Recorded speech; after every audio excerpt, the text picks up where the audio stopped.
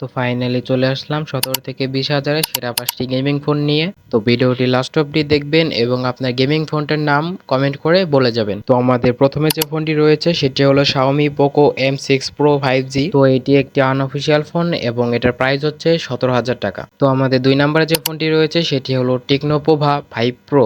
এটি একটি unofficial phone এবং এটার প্রাইস হচ্ছে 19,990 টাকা।